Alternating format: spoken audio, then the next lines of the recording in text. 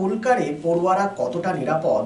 একদিকে টোটোতে GT road পথ ধরে নিয়ে যাওয়া, আরেকদিকে পুলকার ভর্তি ছাত্রছাত্রী। পুলকারের পেপার কি আদেও ঠিক আছে? কবে হোশ ফিরবে প্রশাসনের? গতকাল দেখা যায় হাওড়াতে পুলকার দুর্ঘটনায় মৃত্যু হয় 3 পড়ুয়ার। তারপরেও কি প্রশাসন নজর দেবে এই দৃশ্য দেখে? দৃশ্যটি আসানসোলের কুলটি জিটি রোডের পাশে এক বেসরকারি স্কুল গ্রিন পয়েন্ট একাডেমি স্কুলের, যেখানে দেখা গেল পুলকার ভর্তি করে নিয়ে যাওয়া হচ্ছে পড়ুয়াদের। সাথে দেখা গেল জিটি রোডের উপরে অবাধে পড়ুয়াদের নিয়ে যাওয়া হচ্ছে।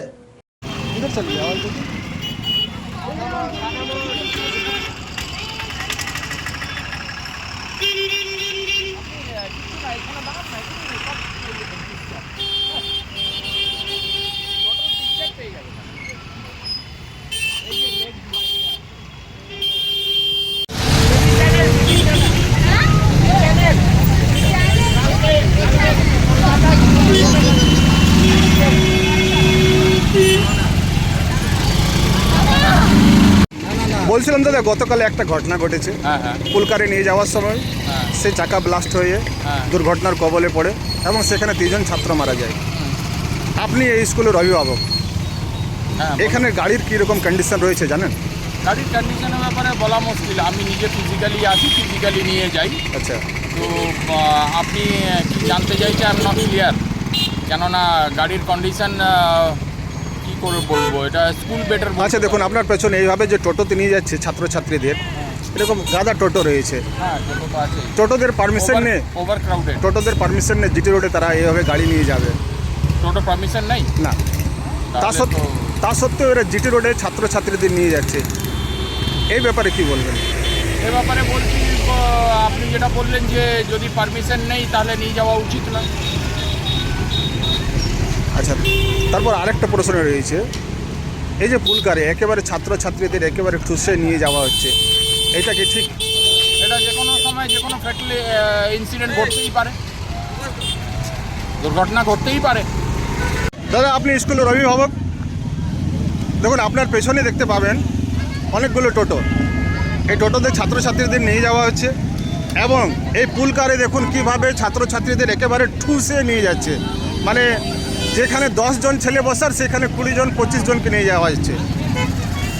এটাকে আপনি কিভাবে দেখছেন? বিপজ্জনক। বিকল্প চিন্তা ভাবনা করা উচিত, কারণ যারা গাড়ি চালায় তাদের তো 4 জন মিলে পোষাবেও না।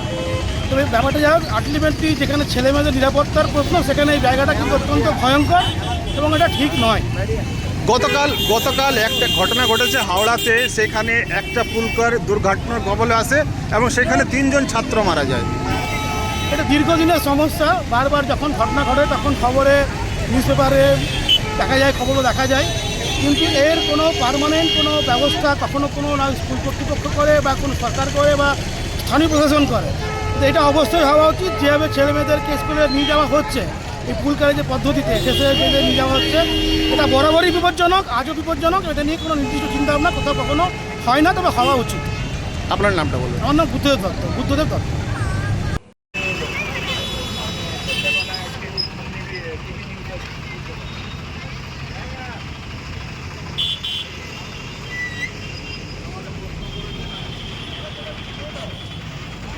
নতুন বাড়ি কি করে সাজাবো বুঝতেই পারছি না। পেয়ে গেলাম, থ্যাংক ইউ ফার্নিচার ওয়ার্ল্ড। চলো দেখি এখানে কি কি বিশেষ আছে। ডাইনিং টেবিলও অসাধারণ, ক্লাসিক থেকে শুরু করে একদম মডার্ন পর্যন্ত। ড্রেসিং টেবিলের সম্ভার, ওয়াও, এত ডিভান্স। সোফা সেটের অ্যাট্রাকটিভ কালেকশনস। উফ, আর পাচ্ছি না, কোনটা নেব? সবই একে অপরের চেয়ে দারুণ।